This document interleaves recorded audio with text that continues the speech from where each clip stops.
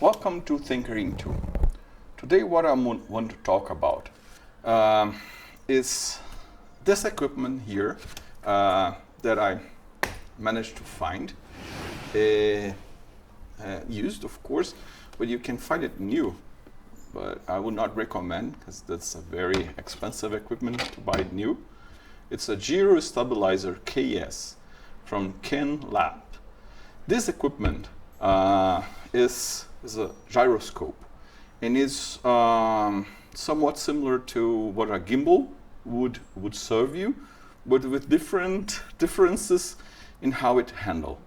This gyroscope is indeed composed of two gyroscopes that will stabilize the movement of your camera in two specific axes. You can decide which axis you want the equipment to stabilize the footage, mainly depending on the position that you put the equipment. Normally, you could mount the gyroscope beneath your camera. I already assembled like a quick release and mounted it in such a way that it will fit like this in my camera. So this is the camera upside down with the gyroscope mounted toward the axis of the camera. With this configuration, this gyroscope will stabilize your camera in two specific axes. It will stabilize movements in this direction, like this, and will also stabilize this movement, up and down.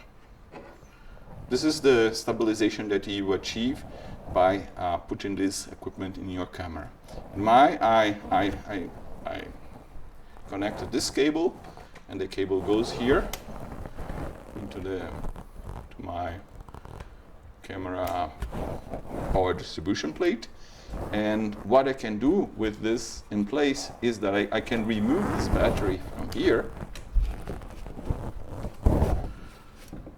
I can remove the battery from here, just like that. And use the battery in the gyroscope power bag. And there is kind of a transformer that goes into this bag.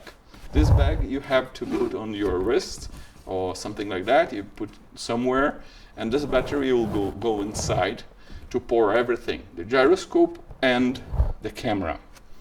So the good, well, I'm still experimenting with this, but I did a video recently sailing, and you can see this gyroscope in place. It was mounted like this, and it was then stabilizing this kind of movement and also this up and down movement that is very common in sailboats and everything. This equipment is very commonly used on airplanes and helicopters and also in sailing boats. So it can be used also in cars.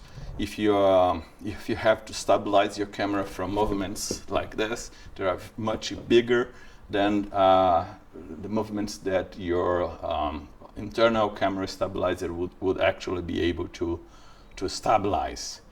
So this is it, something different.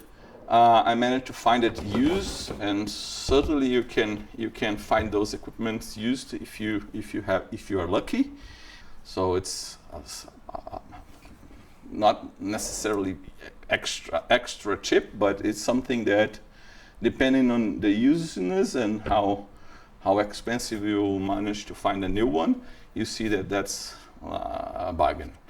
So I hope this is useful, and I will certainly be experimenting this gyroscope much more.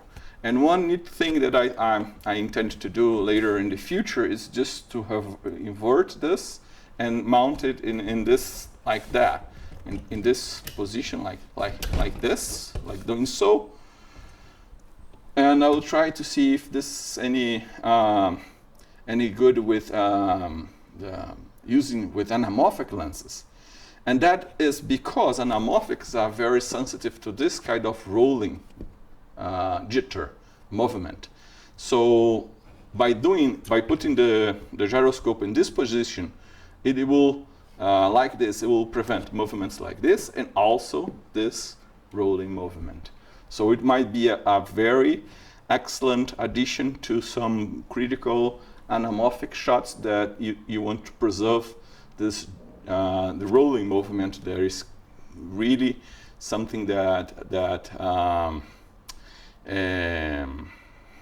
it's very negative for anamorphic shots.